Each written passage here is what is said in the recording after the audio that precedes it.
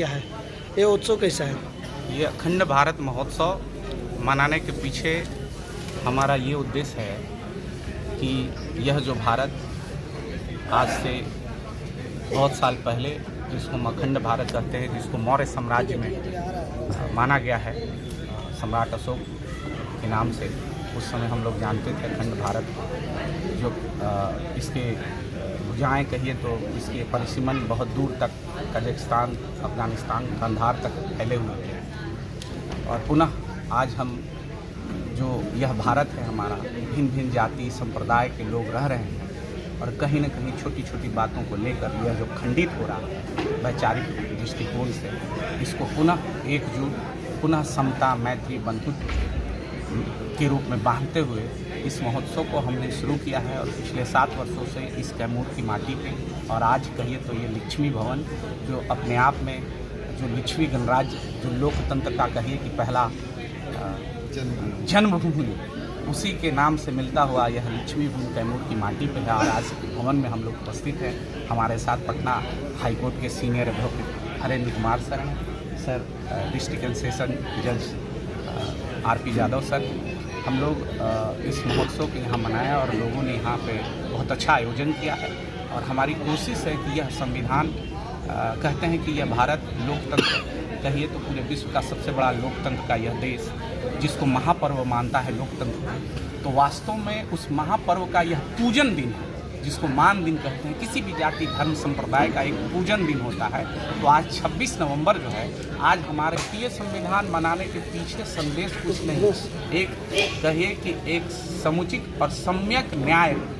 ये वो बात है कि जैसे यहाँ भिन्न भिन्न जाति संप्रदाय के लोग तो रहते हैं, लेकिन उनका अपना विधान, अपना आस्था है, अपने धर्म, अपने संप्रदाय में। लेकिन यह जो भारतीय संविधान है, ये वाकई में यही राष्ट्रीय धर्म ग्रंथ। अगर राष्ट्र की बात करें तो उन सबका सार इसी संविधान के अंदर निहित है, और उनके विधान भी, उनके अपने जो धर्म ग्रंथ है, वो भी इसी भारतीय संविधान के अधीन चल रहे हैं। भिन्न भिन्न तरीके, चूँकि अभी मैंने बोला यहाँ पे भिन्न भिन्न जाति धर्म संप्रदाय के लोग, तो सब लोग अपने संप्रदाय से सोचते हैं कि हम इस देश को उसके अकॉर्डिंग हम अपना बताएं।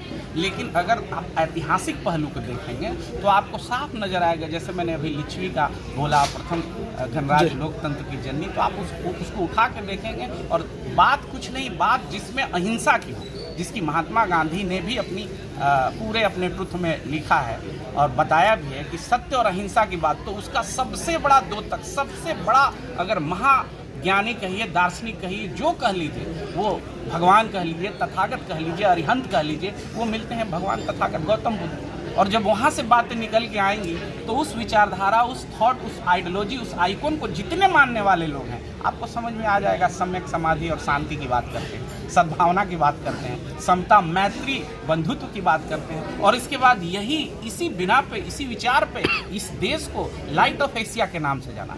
क्यों हम बोलते हैं यह ज्ञान की भूमि है, प्रकाश की भूमि है। भारत 2 शब्दों से मिलकर बना है, भा और रथ। भा मतलब भास्कर, भास्कर मतलब प्रकाश, मतलब लाइट, और रथ का मतलब जहाँ कंटिन्यूअस निकलता रहे, अध्ययन रथ, प्रयास रथ, मतलब कंटिन्यू, लगातार। तो जहाँ हमेशा ज्ञान लगातार प्रकाश के रूप में निकलता रहे, वही भूखंड, उस पूरे विश्व का वो भूखंड ही तो भारत है। इसलिए आप समझ लीजिए इसको किस नाम से हम जानते हैं। सर, अभी जो संविधान के ऊपर नाना प्रकार की जो प्रतिक्रिया आ रही है सर, कि खतरे में, संविधान खतरे में है, आप लोग संविधान दिवस आज मना रहे हैं, तो सर इसे कैसे आप देखना चाहते हैं? नहीं, संविधान कभी खतरे में नहीं है, ठीक है। संविधान खतरे में नहीं है। संविधान कैसे खतरे में? वो इतना पावन और पवित्र, जिसमें बातें लिखी हुई हैं, वेलफेयर स्टेट की जिसने रचना की है, उसकी सारी, उसमें कहिए कि हर, अगर कुरान उसको मानते हैं तो उसमें सारी आयतें हैं। आप अगर उसको गीता मानते हैं तो सारे श्लोक संविधान में हैं। तो जिसमें सारे धर्म ग्रंथों का सार है, वो कैसे खतरे में आएगा?